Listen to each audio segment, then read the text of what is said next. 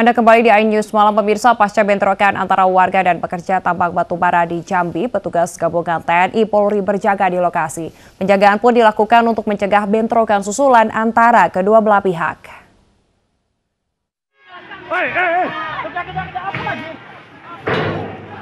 Bentrokan pecah antara warga dan pekerja tambang di Desa Tanjung Agung, Kecamatan Muko-Muko, Batin 7, Kabupaten Bungo, Jambi pada Kamis lalu. Bentrokan dipicu karena saling klaim atas kepemilikan tanah dan jalan menuju lokasi tambang.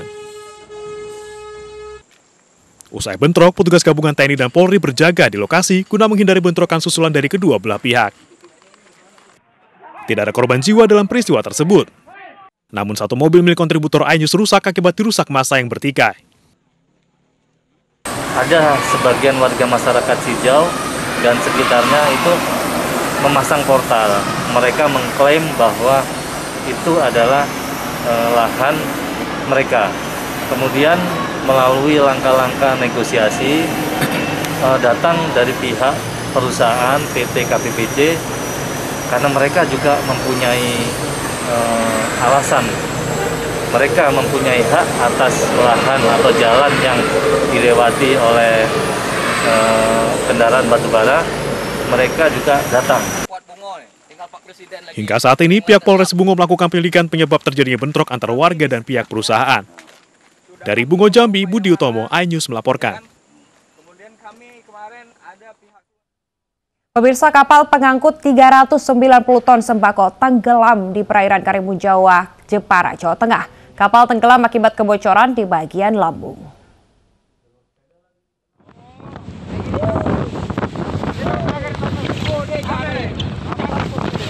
Kapal sudah tenggelam, sudah tidak bisa diselamatkan, sudah negatif.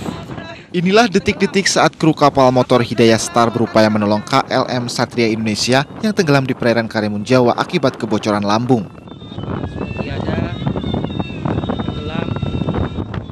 Sedianya kapal pengangkut 390 ton sembako ini berangkat dari Pelabuhan Tanjung Mas Semarang dengan tujuan Pelabuhan Ketapang, Kalimantan Barat. Setelah melintas di utara Pulau Parang, kapal dihantam gelombang besar dan terjadi kebocoran lambung. Beruntung sejumlah kru kapal KLM Satria berhasil menyelamatkan diri menggunakan rakit dan dievakuasi. Di Pulau Parang, di utara Pulau Parang, tiba-tiba datang badai disertai hujan, kemudian menghantam bagian belakang kapal di sebelah kemudi, kemudian air juga naik lewat belakang kapal.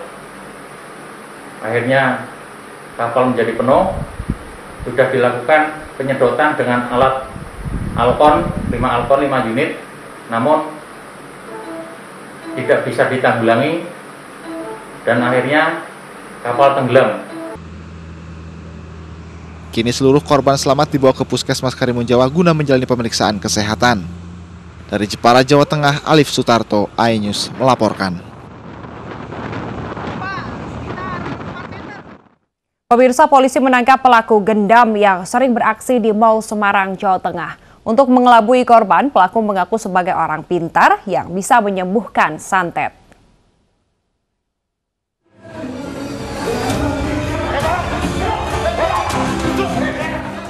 Tim Resmo Polrestabes Semarang menyergap komplotan pelaku gendam yang beraksi di mal di kota Semarang, Jawa Tengah. 3 pelaku diamankan saat berada di ruang karaoke di kawasan Kopeng, Salatiga.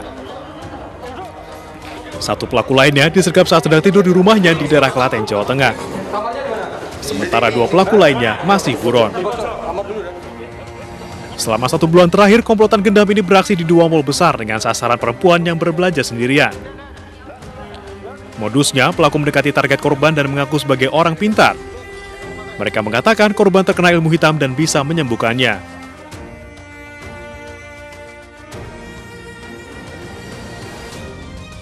Korban yang terpedaya diajak ke tempat sepi dengan dalih diobati dengan media sebutir telur. Korban yang berada di bawah pengaruh gendam pelaku menurut saat dimintai kartu ATM beserta PIN-nya. Buktinya telur itu tadi ya Pak ya, saya diperlihatkan seperti itu, ada hal-hal gaib seperti itu, katanya mau dibantu untuk dibersihkan.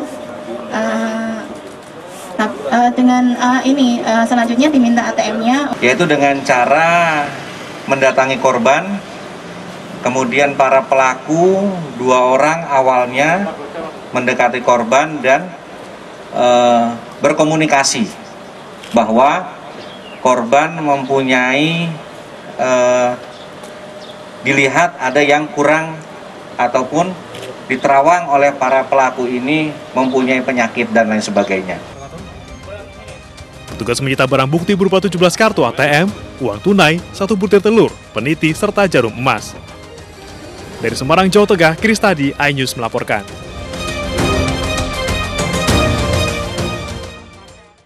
Diduga kesal karena dibangunkan saat sedang tidur pulas, seorang anak di Cianjur, Jawa Barat tega membacok ayah kandungnya sendiri hingga tewas. Saat ditangkap, pelaku berpura-pura lupa ingatan.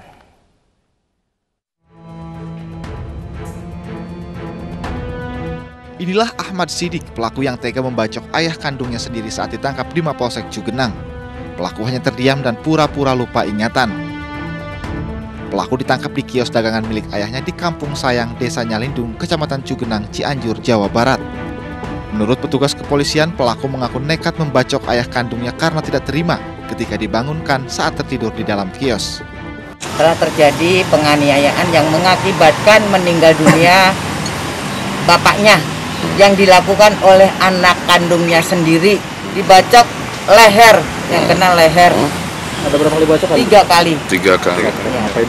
Saat posisi bapaknya ini lagi ngapain itu? Sedang duduk, tiba-tiba anaknya sebangun tidur, mengambil golok, langsung menembak. Polisi masih mendalami keterangan pelaku, termasuk memeriksa kejiwaannya karena pelaku sesekali bisa menjawab pertanyaan petugas dan terkadang tiba-tiba lupa ingatan. Dari Cianjur, Jawa Barat, Muhammad Andi Ihsan, iNews melaporkan.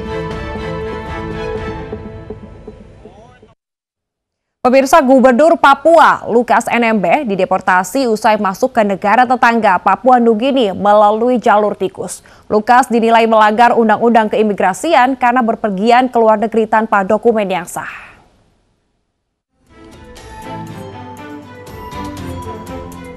Gubernur Papua Lukas NMB Jumat siang kembali ke Indonesia usai bepergian ke negara tetangga Papua Nugini secara ilegal. Lukas dideportasi melalui pintu perbatasan negara dengan dikawal pihak konjen RI untuk Fadimo dan Badan Perbatasan Negara dan Kerjasama Luar Negeri. Lukas dideportasi usai bepergian bersama 2 pendampingnya ke Papua Nugini pada 31 Maret lalu. Mereka menaiki ojek melalui jalur tikus yang biasa digunakan penyelundup dan tanpa dokumen yang sah. Lukas mengaku perjalanan tersebut untuk kepentingan pengobatan. Diskopro ya, Pak? Moso. Dari sini. Tapi itu Bapak yakin itu salah atau benar? Salah. Baik. Baik, terima kasih itu aja, Pak. Secara hukum berarti kan bisa dibilang ilegal. Ya. Tanpa memiliki surat pas lintas batas. Iya, sekarang ini kan yang kita lihat dia tidak memiliki dokumen tidak resmi seperti itu ya teman-teman ya. Dokumen tidak resmi. Ya, seperti itu. Boleh tahu Pak Gubernur pergi hari apa Pak tepatnya? Itu dua malam aja hari Rabu ya? Ya, seperti itu. Selain tidak menggunakan jalur resmi dan juga menyertakan dokumen yang sah, perjalanan Lukas NMB juga tanpa sepengetahuan konsulat jenderal.